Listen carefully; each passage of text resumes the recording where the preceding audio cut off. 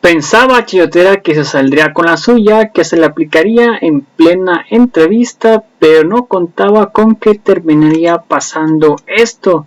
Y es que ya se lo había aplicado a Claudia, ya se le había aplicado a Noroña, y pensaba que ahora sí se iba a salir con la suya con el mismísimo Marcelo Ebrard, ya que pues prácticamente Rocío Gutiérrez en todas las entrevistas que le ha hecho la 4T se ha visto muy chayotera, increíble pero cierto. Así que pues bueno, sin más preámbulo, pues veamos de qué se trata, cómo estuvo y ahorita comentamos, ¿por qué no? Y creo que esta pregunta siempre es válida porque necesitamos conocer como ciudadanía por qué alguien busca ser, y sobre todo en Morena, el sucesor del presidente López Obrador con la figura que les representa. Porque yo estoy convencido que puedo hacer una diferencia, por mi experiencia y lo que he aprendido en 42 años, en muy diferentes posiciones, en situaciones muy críticas, desde la reconstrucción de la Ciudad de México o lo que fue aquel enfrentamiento y guerra que tuvimos en Chiapas para lograr una negociación, hasta pues el jefe de gobierno y ahora lo que fue la Secretaría de Relaciones Exteriores, en donde lo más relevante fue lo del COVID-19, buscar las vacunas, traerlas a México, traer los equipos, bueno, pasando por la negociación con Trump para el Tratado de Libre Comercio. ¿Qué te puedo decir? Es decir, 42 años de experiencia y tengo la convicción de que puedo hacer una diferencia. Puedo hacer bien el trabajo, si no, no estaría yo aquí. A ver, en esa diferencia que dice, ¿cuál sería la diferencia que podría marcar Marcelo Ebrard? A diferencia también, ¿por qué no?, del presidente López Obrador. Mucho se parece realmente el discurso que traen casi todos. Yo fui sucesor de Andrés Manuel López Obrador en la Ciudad de México. Y ahí puedes observar lo siguiente para sintetizar. Hicimos crecer los programas, por ejemplo, adultos mayores, o las obras, o el Metrobús, que había iniciado Andrés Manuel, y al mismo tiempo hice lo que podríamos llamar como tus propias prioridades. Principalmente poner en la ciudad las cámaras para seguridad. Hicimos a la ciudad mucho más segura. Inclusive, pues llegamos a niveles de que podríamos decir es la mejor etapa de seguridad que hemos tenido este siglo en la Ciudad de México, hasta la ecobici, pasando por muchas cosas que son ideas de Marcelo. Entonces, continuar por un lado y tu propio programa al mismo tiempo.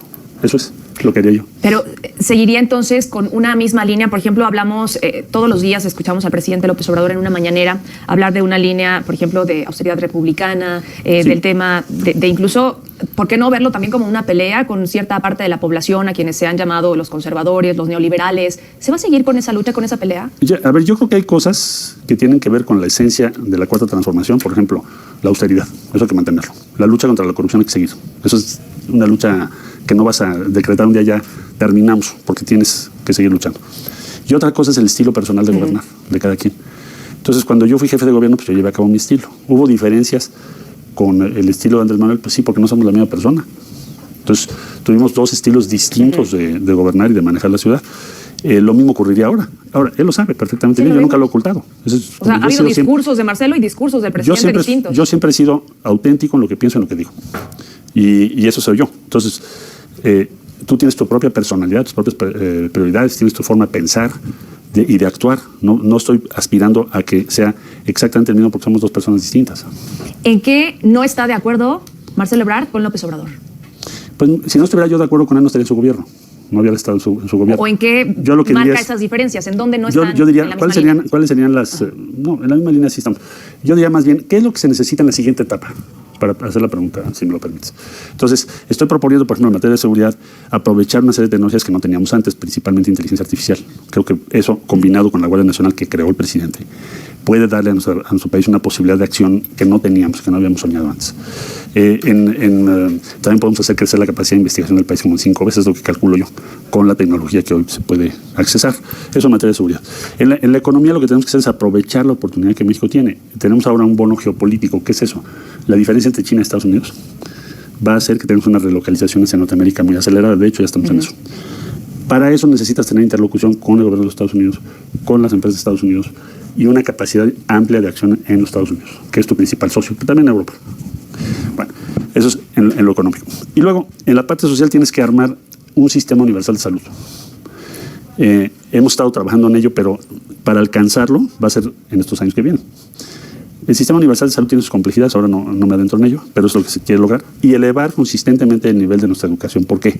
Nuestras universidades en el ranking mundial están en los 2.500, pero somos la economía número 15. Si tú le preguntas a Corea del Sur, cosa que hice con el actual canciller, que es un buen amigo, le dije, oye, dime una cosa, ¿cuál es la razón por la cual, cuando estábamos estudiando tú y yo, el ingreso per cápita en México era el doble que el de tu país. ¿Por qué crees tú que ahora sea el tuyo 4 veces o 5 veces superior al de México? Entonces me dijo, mira, yo no soy un especialista en México, pero te diría lo de Corea. Corea del Sur logró eso porque su obsesión fue educar, innovar y ahorrar. Fueron las tres, pero primero educar. Entonces las instituciones coreanas son equivalentes a las de Estados Unidos. Esas son las cosas que yo pienso que debemos hacer. Entonces, con esto confirma que de aquí a diciembre no vamos a tener un sistema de salud como el de Dinamarca que se ha prometido. Yo creo que es muy difícil lograrlo en 4 años y medio. El sistema danés se construyó en medio siglo. Un poquito menos de medio siglo, sobre todo a partir de la Segunda Guerra Mundial. O sea, básicamente diría yo años 50, 60 y 70. 30 años. Entonces, o un poquito más de 30 años. Entonces, a lo que voy es, no puedes esperar tener en 4 años y medio, construido un sistema que sea equivalente al de Dinamarca. Pero sí lo tenemos que hacer en estos años que vienen, sí podemos avanzar sustancialmente. No empezar, continuar, perfeccionar, ampliar. Hay varios problemas estructurales, tenemos pocos especialistas, eso es una limitante que te va a llevar tiempo, no puedes crear especialistas de un día para el otro. Necesitas hacer un solo sistema de financiamiento. En fin, yo pienso que el construir un sistema universal de salud va a ser una de las tareas primordiales, lo marcó el presidente ahora también, a concluir en el próximo gobierno. Pero entonces sería, o es irresponsable prometer que de aquí a diciembre iba a ser así de distinto. No, yo diría que el presidente tiene razón en algo.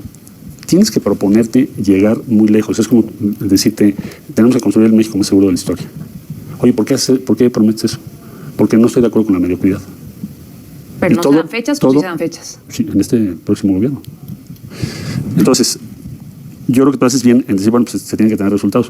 Se han hecho un montón de cosas. Para empezar, cuando llegamos al gobierno, la crisis del sistema de salud era bastante profunda, entre otras razones porque había muchos negocios con las medicinas. Los medicamentos en México se pagaban 40% más que en la India, para que te des una idea. Merced a una serie de normas que yo mismo contribuí ahora a superar. Te voy a poner un ejemplo. Me fui a la India a traer para México la inmunoterapia contra el cáncer. México no tiene inmunoterapia hoy. Estados Unidos tiene 7 aprobadas. ¿Qué es la inmunoterapia contra el cáncer?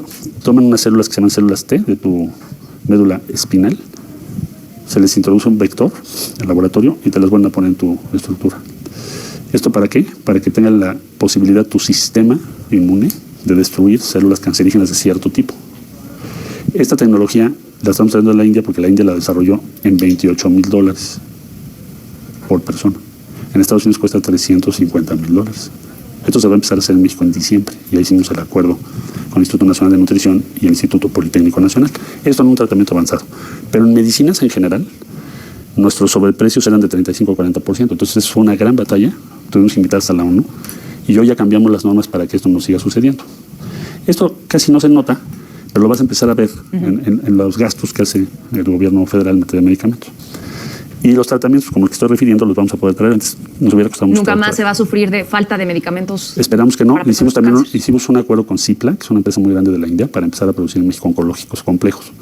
Este convenio se firmó este año. Entonces espero que no tengamos en el futuro restricciones respecto al acceso a estos medicamentos. A ver, hay una parte también muy interesante que hemos estado nosotros observando, sobre todo por los gobiernos que ahora buscan, ¿no? o estos partidos que ahora buscan. ¿Qué tan progre, como ahora se dice, qué tan progre es usted? Porque aunque este gobierno pues, se supone es de izquierda, la realidad es que no se ha manifestado del todo en ciertas banderas. Lo vemos desde la pobreza y me parece que eso está bastante bien cubierto. Pero el tema de banderas de izquierda, como el aborto, como la comunidad LGBT, o sea, no hemos escuchado en estos temas tanto al presidente. ¿Qué tan progre realmente es Marcelo Ebrard? Bueno, yo lo que diría es, pues, aquí tienes una ventaja que es, todos nosotros hemos gobernado. No sé. Yo en el Distrito Federal, entonces era el Distrito Federal, como jefe de gobierno, respaldé muy diversas iniciativas que tienen que ver con la libertad de elegir de las personas, independientemente de la postura. O sea, la discusión no es, ¿tú estás a favor o en contra de la interrupción del embarazo? La pregunta es, ¿tiene derecho el gobierno de imponerte esa decisión o la mujer es la que la debe tomar, quizá con su pareja? Pues yo pienso que es la mujer y su pareja, no el gobierno, el que te debe decir qué hacer. Y su pareja sí la tiene, porque y si no la tiene, pues tampoco su pareja. La mujer es la que tiene que decir. Entonces yo apoyo eso. Lo que tiene que ver con la libertad de elegir a quién amar. ¿Por qué alguien te va a decir qué es lo que tienes que hacer tú con amar a una persona u otra persona? Entonces esa fue otra batalla. Hoy ya es ley en toda la República Mexicana, pero cuando fue en mi tiempo, yo lo apoyé en la ciudad, que fue la primera vez que se hizo, que son matrimonios igualitarios. Entonces, también lo que es voluntad anticipada, la persona que está muy enferma, que decide que ya no quiere estar en un hospital conectada con todos los cables, etcétera, etcétera, también darle esa posibilidad. O sea, ¿la eutanasia? Se hizo en México, voluntad anticipada. Hicimos también facilitar cuando hay un divorcio, porque antes había muchas restricciones. Sí, bueno, si ya no estás a gusto con tu pareja, se acabó el matrimonio. Entonces yo soy muy progre en esas materias, pero siempre lo he sido, no de ahora. Que decía, la discusión o la pregunta no debería ser ¿está a favor o no del aborto? Pero yo sí se la quiero hacer. ¿Está a favor o no del aborto? Yo estoy a favor de que las mujeres decidan sobre su cuerpo. Y así lo apoyé siempre. La interrupción legal del embarazo quiere decir que la mujer tenga la opción de decidir. ¿Pero le duelen esas vidas antes o desde la concepción o no? Yo pienso que la mujer lo debe decidir, no yo. O sea, yo tengo 5 hijos, amo a mis hijos, yo no lo promovería o no lo haría en lo personal, pero entiendo que no es una decisión del gobierno, sino de la mujer. Y la mujer debe ser libre para decidir. Ok. De la comunidad LGBT... Lo mismo. Y además de decir, en estos momentos, pues cada quien tiene derecho de amar a quien quiera, ¿propondría ciertos programas que tengan que ver justo con esto, con el derecho a decidir, con el aborto, por ejemplo, en los hospitales de manera legal, gratuita? Eso va a depender también del equilibrio legislativo. Probablemente va a ser un debate en el Poder Legislativo, pero yo no voy a cambiar lo que yo pienso para quedar bien ahorita. Esto que estoy diciendo yo lo apoyé en 2007, 2008, 2009, 2010. ¿Cuál es la esencia de lo que pienso? Toda persecución organizada contra la decisión de las personas sobre estas opciones que tienes es un error estratégico. Hace sufrir mucho a las personas y no tienes derecho a hacerlo. Es más, el propio Papa hasta lo puso en cuestión. ¿Quién soy yo para prohibir eso? Ahora, en el punto que decíamos también es una de las banderas de la izquierda, el tema de cubrir la pobreza y demás. Usted, y creo que en esto sí se puede desmarcar un poco del presidente, usted no viene desde la pobreza. ¿Marcelo Ebrard es rico? No, yo no soy rico. Yo vengo de una familia de clase media. Mi padre fue arquitecto. Nunca tuvimos lujos. Nunca nos faltó nada en la casa. Un padre muy trabajador. No necesitas tú ser pobre para que te preocupen los pobres. La pobreza esencialmente es un sufrimiento muy grande para las personas. Entonces lo que planteamos es ¿cómo podemos hacer un país que tenga menos desigualdad? O sea, ¿cómo hacemos un país de clase media en lugar de un país con pobreza como la que tenemos? Somos el principal exportador de Estados Unidos, por ejemplo, y la mitad de la población está en pobreza. ¿Por qué? Pues porque, entre otras cosas, porque la política muchos años fue mantener salarios muy bajos. Hay una serie de políticas que se siguieron equivocadamente. Entonces, hoy en día, como vamos a tener un proceso de inversión en México muy importante, el que acabo de mencionar por la rivalidad entre China y Estados Unidos, tenemos los recursos para reducir la desigualdad. ¿Cuál es la esencia de lo que estamos buscando? Si tú te esfuerzas y trabajas, tienes que progresar. Es la esencia del tema. Si yo todos los días estoy de sol a sol trabajando, ¿por qué no puedo mejorar? ¿Por qué mis hijos no pueden ascender socialmente? Creo que esa es la pregunta de fondo que queremos resolver. A ver, entonces, en estos momentos usted pues considera que es una persona de clase media y no de clase alta. Sí, yo soy de clase media. Por ejemplo, esto que veíamos, usted declara en su patrimonio que es público, hay algunas herencias que tienen que ver con joyas, con obras de arte. ¿Quién se las hereda? Pues mi mamá y mi papá, básicamente. Mi papá acaba de morir. Y mi mami pues murió por allá por el 2004. O sea, se superaron, no se quedaron en clase media entonces en algún momento. Pues son ahorros de toda su vida. O sea, también depende de qué entiendas por clase media, ¿no? Porque esa es otra discusión. ¿Qué entendemos por clase media? Porque estrato medio, pues quiere decir qué ingreso vas a tener. Entonces te dicen, bueno, pues según la OCDE es el 60% de lo que sea el ingreso promedio. Entonces el ingreso promedio 60% te puede llevar a 11,500, 12,000 pesos. Entonces ya no serías clase media. Bueno, entonces, ¿qué es clase alta? Entonces ya tienes varias capas de... Entonces, yo creo que el punto aquí principal es, ¿yo de qué vivo? De mis ingresos por mi trabajo. Perfecto. Y de una casa que estoy rentando, que era la casa de mi papá. Eso es lo que yo vivo. Eso me hace a mí, creo yo, ser una gente de clase media. Una gente rica yo creo que sería alguien que tenga ingresos propios, no sé, por acciones, inversiones, empresas que tengas, que también es legítimo. O sea, el que alguien tenga recursos no quiere decir que lo tengamos que criticar. No son los enemigos. No, son personas que han hecho su esfuerzo y su ahorro y por algo tienen ese recurso. A ver, permítame hacer una breve pausa y regresamos con más. Creo que hay muchos cuestionamientos importantes y... Antes de irnos a la pausa decíamos, pues, ¿qué tiene que hacer una persona que está todo el tiempo trabajando? Si realmente aquellas personas que tienen mejores ingresos son o no los enemigos de México, como se ha intentado, como algunos de ellos se han sentido. Los empresarios, por ejemplo, se han sentido un tanto atacados por el presidente. Yo vengo de una familia empresarial, porque mi padre, como ya te dije, fue arquitecto, fundó su propia empresa. Todos mis hermanos trabajan en diferentes empresas, o trabajaron, ya se jubilaron. Yo creo que yo no compartiría un punto de vista antiempresarial, ni creo que sea lo que debamos hacer como país. O sea, el empresariado es una parte importantísima del futuro de México. Para todo esto que estoy hablando de crecimiento económico, pues es vital. Y tampoco pienso que lo que propongo o pienso para que se reduzca la desigualdad le sea antagónico a la mayor parte del empresariado. Yo creo que ellos estarían de acuerdo en que hagamos crecer la clase media. No he escuchado a nadie que se oponga a ello hasta ahora. Hay una de las figuras que pues en estos últimos días la hemos visto muy cercana a usted. Esta figura es el hermano del presidente Andrés Manuel López Obrador, Pío López Obrador. ¿Realmente a estas alturas le favorece más o le perjudica más el que él lo esté apoyando? Pues mira, Pío yo lo conozco hace muchos años, es una persona que formó Morena, le tengo respeto, y ahora que me buscó me dijo, oye, en Chiapas a mí me gustaría participar, le dije adelante y con mucho gusto te recibo. Entonces él está trabajando muchísimo en Chiapas, que es donde él vive, donde él está normalmente, y le agradezco su apoyo. ¿No es para usted el hermano incómodo del presidente como le han nombrado? No, porque además él ha llevado a cabo todo su proceso frente a las autoridades y está tan tranquilo, no le han podido demostrar nada que ponga en entredicho su credibilidad, su honorabilidad. Entonces, ¿va a permitir que lo Sí, él está acompañe trabajando con nosotros, sí, allá en el estado de Chiapas. Bien. Por otro lado, también está el tema de otras corcholatas, y yo lo decía fuera del aire, se lo preguntaba, ¿dónde está más la competencia? Si realmente está afuera con la oposición, que ahora levanta la mano Xóchitl y tal parece pues es la carta ya más fuerte, antes veíamos a Santiago Krill, o al interior de Morena, en donde están pues debatiéndose esta candidatura, Claudia Sheinbaum, Marcelo Ebrard, Adán Augusto, Ricardo Monreal y agregados. Yo creo que vas a tener, por nuestra parte, el día 6 de septiembre tendrás quien resulta triunfador y que nos va a representar y va a encabezar lo que significa la cuarta transformación. Por el lado de las oposiciones, bueno, del PAN, del PRI y del PRD, falta todavía Movimiento Ciudadano, no sabemos qué decisión vaya a tomar, pero estos partidos van a tener también su resolución por esos días, creo que el día 3. Pues entonces ahí ya se marcan claramente los dos campos principales. ¿Pero dónde ve la principal oposición? ¿Dentro del partido o fuera? Bueno, en el partido no veo oposición, veo que es importante la competencia, pues por razones de que Morena tiene todas las posibilidades de ganar el año que entra. Entonces, por los avances que se han tenido, por el respaldo que tiene el gobierno y por la aceptación que se tiene. Entonces, la lucha que tenemos ahorita es muy importante, pero la que sigue también va a ser muy importante. Veo las dos como muy importantes. Claudia Sheinbaum, la entrevistábamos el pasado viernes, que estuvo también de gira aquí en Aguascalientes, y lo que ella señalaba es que pues estos señalamientos, cuando le dicen que es la favorita del presidente o cuando le dicen que es la que no está en ese piso parejo que se está buscando, que por cierto usted ha sido un gran promotor del piso parejo en esta contienda, y dice que esto tiene que ver con un tema de machismo, que hay machismo incluso al interior de quienes están buscando ser los aspirantes a esta candidatura porque no soportan ver a una mujer a la cabeza de las encuestas. Bueno, yo lo que te diría es, toda mi vida he sido feminista. Incluso propusimos recientemente la política exterior feminista de México, que por cierto es de las 3 primeras del mundo. Toda la vida he sido feminista, creo firmemente en siempre tomar en cuenta de vista el punto femenino en todo lo que se haga. He promovido toda mi vida también que participen mujeres en igualdad de circunstancias y afortunadamente seguiré haciéndolo en esa misma línea. Entonces, machista no tengo esa forma de ver las cosas. Yo creo que el problema de la campaña de Claudia es que su apelación, su propaganda es que es la favorita. No es que digamos nosotros eso. Cuando tú pintas las barras diciendo es Claudia, ¿qué estás diciendo? Y esa es su apelación, ese es su ofrecimiento. O sea, entonces hay una contradicción en su argumento. En mi caso no veo eso, no estoy apelando a que sea yo el favorito.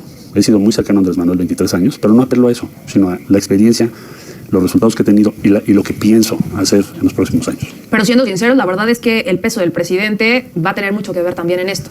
Pero él ya decidió, y lo dijo abiertamente, no voy a ejercer la influencia que tengo. Por ejemplo, ¿por qué separarnos de los cargos? Mismo debate, que era que no, etc. ¿Por qué se accedió a separarnos de los cargos? Porque hay una contradicción en el argumento. Si queremos tener una competencia en igualdad de circunstancias y tenemos cargos muy distintos en cuanto a la posibilidad publicitaria y recursos que manejamos, pues había que separarnos del cargo. Finalmente se logró y se hizo. Entonces, ¿qué es lo que te quiero decir? Si el presidente quisiera él determinar el proceso sucesorio, ¿para qué llamas una encuesta abierta? No tiene sentido. Hubieras hecho otro procedimiento.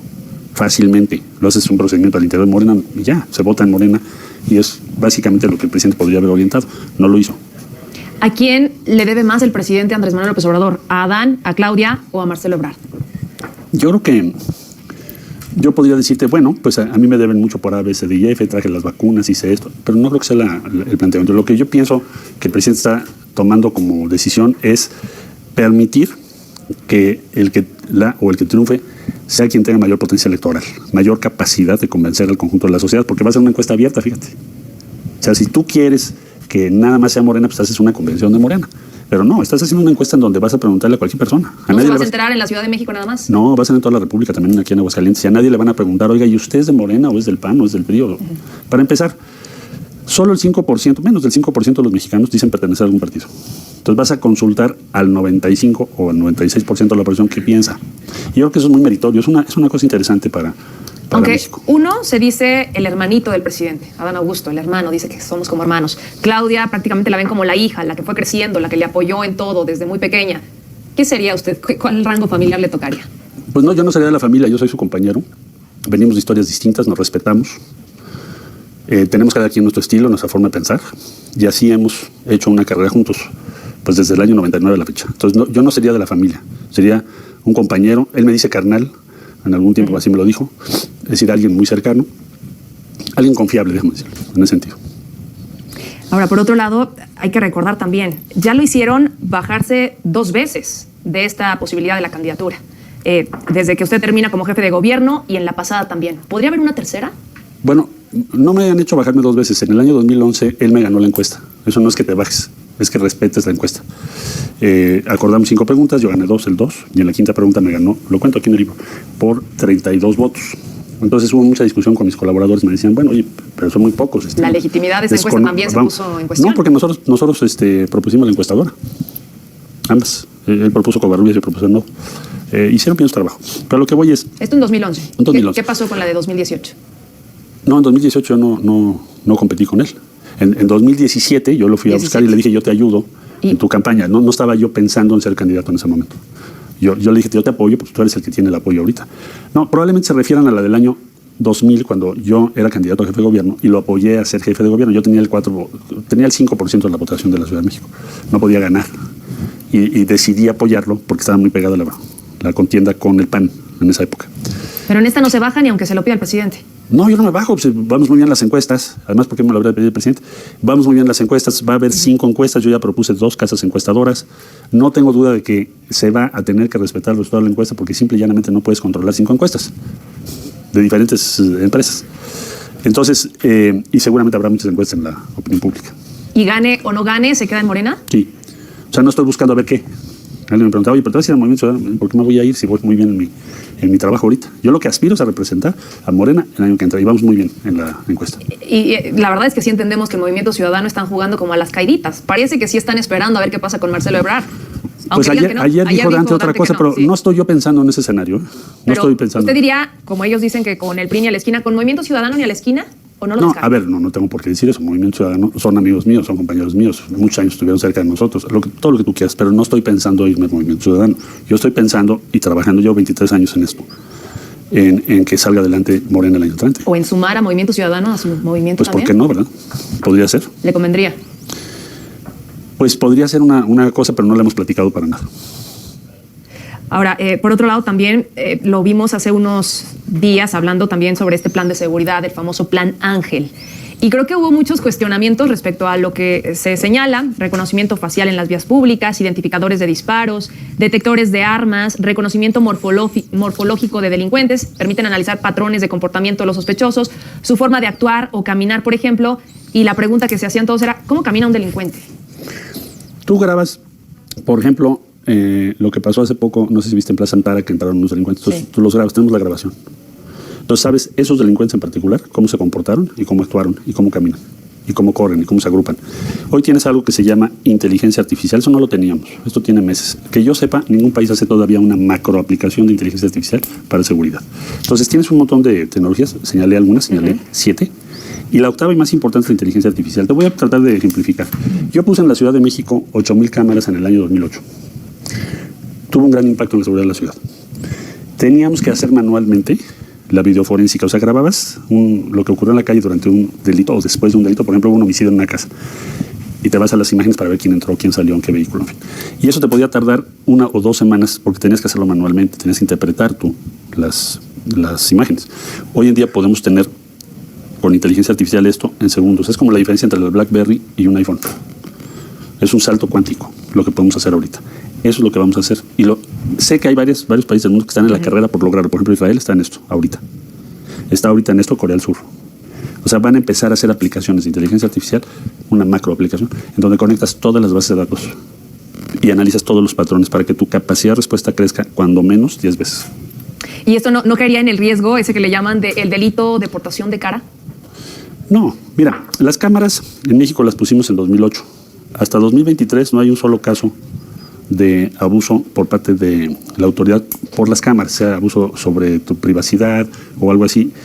No existe ese riesgo, porque en México no podrías detener a alguien con un error en reconocimiento facial. Para empezar, ¿qué reconocimiento facial vas a tener? Los primeros que tenemos que cargar son los delincuentes que han sido sentenciados. Son los primeros que tienes que tener en la serie. Hoy no lo tenemos. Entonces, ¿cuál podría ser tu margen de error ahí? Pues menos del 1%. Ahora, ¿quiere decir que ese delincuente ya cuando salió de la cárcel lo vas a detener solo por su cara? No, pero vas a saber dónde está. Por si se le ocurre, ¿verdad? Va a haber un seguimiento de todas estas personas. Sí, claro. O sea, un fichaje de delincuentes. Bueno, fichajes ya lo tenemos, pero lo que no tienes todavía es un sistema donde tú puedes hacer un reconocimiento facial de todos los delincuentes que andan circulando en México y dónde están. Ahora, lo escuchábamos también hablar del tema del fortalecimiento de la Guardia Nacional.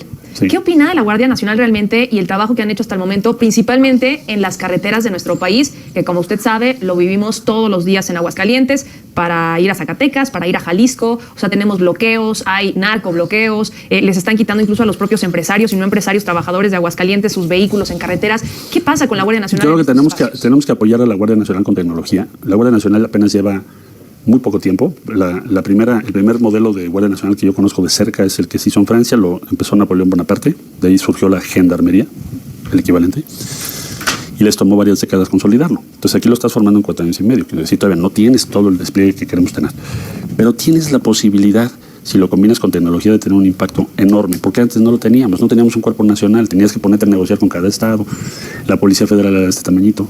Entonces ahora tienes una formación mucho más grande. Si le damos esta tecnología de la que te acabo de decir, por ejemplo, drones, no sé si sepan quienes nos están viendo, pero México es uno de los principales diseñadores y productores de drones sofisticados, se hacen en Jalisco, es una empresa de Jalisco muy buena.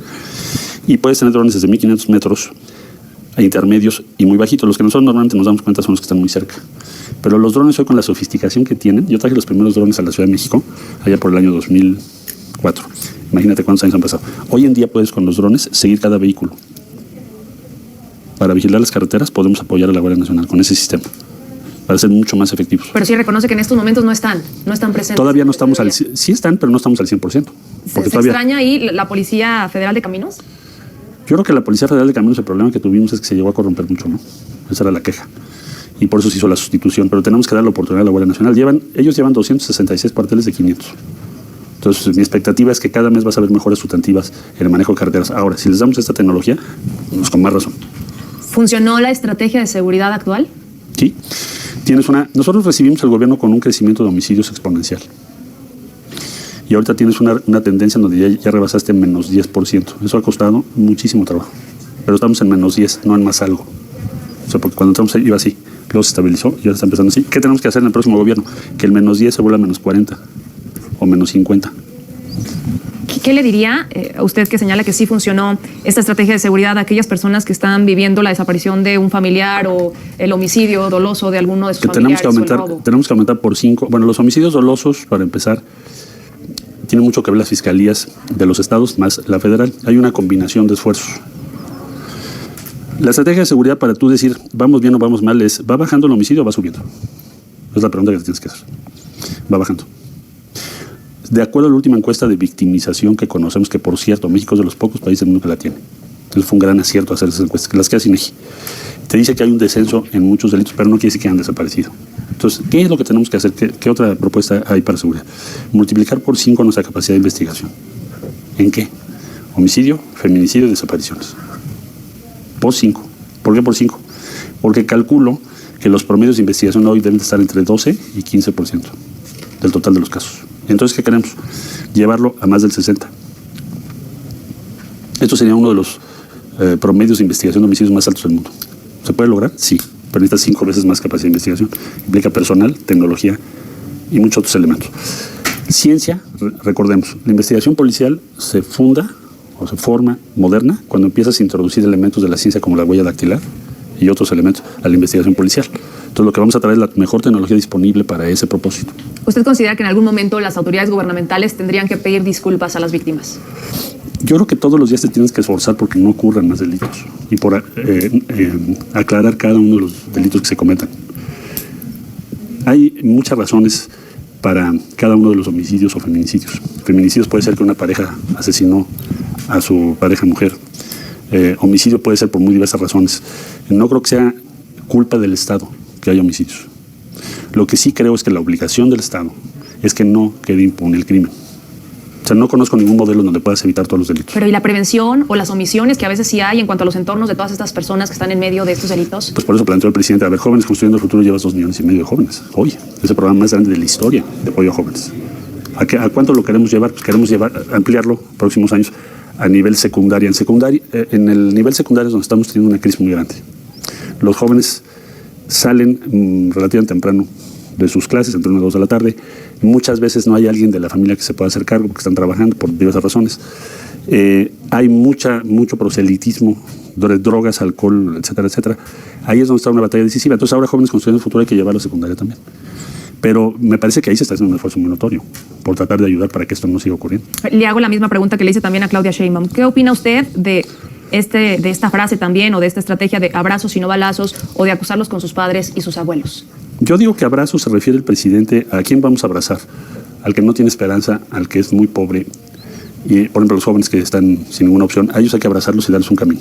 Al delincuente, pues hay que detenerlo, no lo quieres matar, lo quieres presentar ante la ley. ¿Quién creó la Guardia Nacional? Pues el presidente López Obrador. Entonces él no está hablando de impunidad. De lo que está hablando, los abrazos, yo como lo entiendo es, me lo preguntaste en la anterior consulta, para todas esas personas que no tienen opciones o que no queremos que lleguen a manos de la delincuencia, esos hay que abrazarlos. Los balazos, ¿a qué se refiere? Que anteriormente se dijo, vamos a hacer una guerra contra el crimen y entonces hay que dispararlos y matarlos.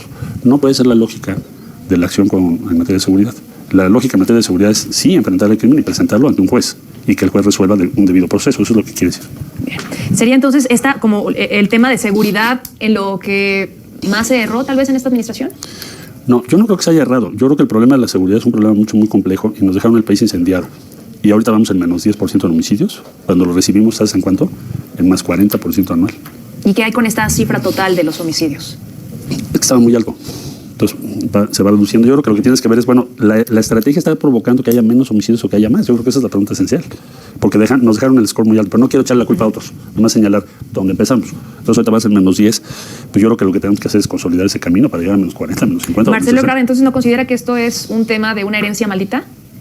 Yo creo que dejaron al país incendiado, corrompidas todas las instituciones o la mayoría, y con carteles ya afianzados en muchos puntos del territorio. Pero lo que te quiero decir es, eso sí lo considero que es así, es una realidad. Pero lo que estoy tratando de hacer es ver hacia dónde vamos, más que decirte en dónde empezamos. O sea, bueno, ¿qué sigue? ¿Qué es lo que queremos hacer? Habida cuenta que ese es el problema que tenemos. Pues lo que acabo de explicar, que son varias medidas que veo factibles y que veo con optimismo porque podemos lograr buenos resultados. Y antes de concluir, Marcelo Ebrard, creo que también pues este es un punto interesante, lo que se pone sobre la oposición, que de verdad, incluso ellos mismos lo han señalado, o sea, lo veíamos ya perdido, cuando sacan a Xóchitl Gálvez, ven una esperanza. ¿Xóchitl Gálvez sería su mejor oposición, su mejor opositora? Bueno, ellos que determinen quién es... ¿Pero qué representa para usted? Los conozco muy bien, yo represento, respeto a las personas que pongan. Ya en su momento pues diré cuáles son las diferencias. Representamos dos cosas distintas. Ellos representan un modelo de 38 años que fracasó. Nosotros representamos la posibilidad de consolidar algo que está funcionando para los próximos años. Entonces, bueno, pues lo ves en qué, el tipo de cambio. Dijeron que se iba a devaluar. Somos el país que tiene menos deuda en el continente americano en comparación a su Producto Interno Bruto y a los ingresos crecientes que tiene. Somos el exportador número 1 en Estados Unidos. Tenemos una tasa de inversión que está creciendo aceleradamente en el país. Entonces, la inflación va a la baja. Entonces, ves muchos resultados objetivos con los que vas a competir que son positivos. La tasa de homicidios está en menos 10, nos la dejaron en más 40. Entonces, ¿por qué la gente habría de regresar a algo que fracasó? Entonces, lo que nosotros tenemos que hacer es defender esto y decir, a ver, ¿qué pensamos para que esto logre sus objetivos, sigamos adelante y avancemos? Ella había señalado que en algún momento el propio Morena la había buscado para ser pues su aliada. ¿La ven como parte de ustedes? O sea, ¿podría ser fácilmente una candidata de Morena también, así como lo es de la oposición? Pues no tengo ese dato, no creo que pudiera ser. Ella está en el PAN. Es decir, yo no tengo esa información. Decía Claudia Sheinbaum que sí, la habían ido a buscar junto con el hijo del presidente Andrés Manuel López Obrador. Bueno, pues ahí sí no te sabría decir exactamente cómo estuvo eso. Pero yo lo que diría es, para lo que es la contienda, pues representamos dos proyectos distintos, no importa quién pongas. Claro que podrá tener alguna diferencia de énfasis y de personalidad, pero son dos proyectos los que se van a encontrar en el 24. Bien. Y finalmente, Marcelo Ebrard, ¿qué le diría a todas estas familias de Aguascalientes que no han visto, incluso a quienes les dieron el voto de confianza a Morena, que no han visto todavía pues la solución desde el tema de seguridad o desde sus personas o familiares desaparecidos o el empleo que no lo han encontrado o que a pesar de tener un apoyo con estos programas sociales que se han entregado, no ha salido de la pobreza? ¿Qué le dices? Vamos por buen camino, en 4 años y medio hemos logrado más que lo que lograron nuestros adversarios en los últimos 38 años. Si logramos los próximos años mantener el esfuerzo, vamos a tener resultados muy importantes, como cuál es crecer al doble nuestra economía. Es lo que va a pasar. Y eso pues, seguramente dará respuesta a mucho de esto. En caso de no ser el ganador, ¿lo veremos levantando la mano a Claudia, a Dan Augusto o a Ricardo? Yo voy a respetar la encuesta, salvo que vea alguna anomalía, pues lo diré, pero no lo tengo que decir porque no lo he visto. ¿Y podría aceptar ese premio de consolación? No, yo no estoy buscando premios de consolación, estoy buscando ser quien encabece a Morena en el año 2024. ¿Pero no lo aceptará entonces? Vamos a ver cómo vienen las cosas, pero no estoy buscando consolaciones. Imagínate ya a estas alturas. Marcelo Ebrard, gracias, bienvenido siempre. A ti, gusto saludarte. Y por cierto, nos deja aquí varios de los libros, El Camino de México, Marcelo Ebrard, que los estaremos regalando vía mensaje de texto, si les parece, a las primeras personas que nos envíen un mensaje, y en cuanto se termine les decimos hasta aquí quedó. Pero muchas gracias, bienvenido siempre. A ti, muchas gracias a todas y a todos y mucha luz. Gracias, por supuesto, a usted y por supuesto a toda la producción tanto de radio como de televisión. Está la mismísima que por más que lo intentó darle duro y directo a Marcelo Ebrard, no pudo. Anteriormente habían traído a Gerardo Fernández Noroña, le dio con todo, Noroña no se dejó, se prendió y le dijo en pocas palabras: es que tú eres una chayotera. Aquí por más que intentó, pensó que se iba a salir con la suya, que le iba a salir el juego Marcelo Ebrard, pero simple y sencillamente la paró en serio. Con los ustedes que opinan respecto de esto. Veamos cómo va la encuesta hasta el momento. La encuesta, recuerden que es vía Facebook, de quién les gustaría para candidato a la República, y pues prácticamente así va hasta el momento. ¿Por quién votarías y por qué? El 16%, el 15% dice que Marcelo Ebrard con 8 votos a favor, el 38% dice que Adán Augusto, Claudia Sheinbaum el 21% con 11 votos a favor, y Gerardo Fernández Noroña con el 25% con el 13%. Prácticamente es una encuesta cerrada, pero ahí al parecer Adán Augusto se lleva completamente la victoria. Prácticamente ahí están por 8 puntos a diferencia de Gerardo Fernández Noroña. Y pues el que quedaría aquí en tercer lugar Claudia Sheinbaum, y en último lugar Marcelo Ebrard. Veamos lo que opina la gente hasta el momento. La gente, recuerden que es vía Facebook, a ver qué es lo que nos comenta, y sería así. Isabel OEG, saludos. Rocío López, saludos. Adán Augusto, él tiene la suficiente experiencia en la política y tiene la camiseta de la 4T para que haya continuidad. Isabel OEG, saludos. Armando Flores Esparza, saludos. Marcelo, con experiencia y siempre ha acompañado a Obrador.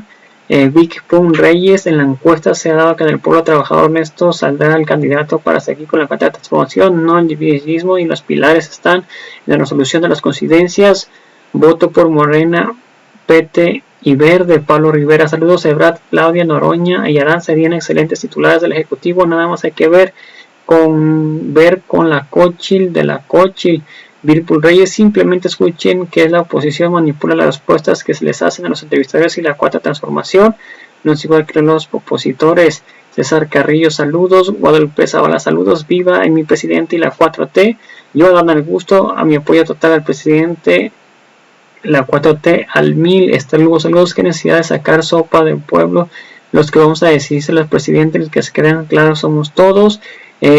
José Escobar, saludos. Guerrero, ese Don Augusto se ve bien centrado, bien mucho ruido, sabe lo que hace y lo que dice. Lugo, saludos. Toda la vida adivino a delincuentes, pero siguen a los atacantes y van a seguir. Gabriel Hernández, saludos. Es tiempo de los presidentes que del sur, aunque tiene mucho tiempo por amor a México, tiene mucha filosofía y amor al prójimo, amor a la patria y al humanismo. Elsie Velázquez, saludos. Jacob, un fuerte abrazo de la distancia y mi próximo voto será para Adán Augusto. Un saludo, Elsie, de la hermosa Perla Tapatía. Esperemos que gane el mejor. Esther Lugo, la culpa de la delincuencia no es del gobierno, sino de los que salen en casa. Completamente de acuerdo. Santiago Ramos, saludos. Mi voto es para Noroña. Y pues bueno, a toda la audiencia, muchas gracias por el video. Recuerda, si me puedes apoyar con un like en la página de una suscripción, en la de YouTube, si puedes comentar y compartir este video para que muchas más personas vean, sería completamente fantástico. Toda la audiencia, gracias por ver el video. Recuerden, los invito a ver nuestro siguiente video. Hasta la próxima. Bye. Suscríbanse en el video, comentar, compartir y difundir para que muchas más personas nos vean. Y María Amelia, saludos. Porque Adán Augusto es el mejor por ahora, seguiendo con la cuarta transformación. Hasta pronto.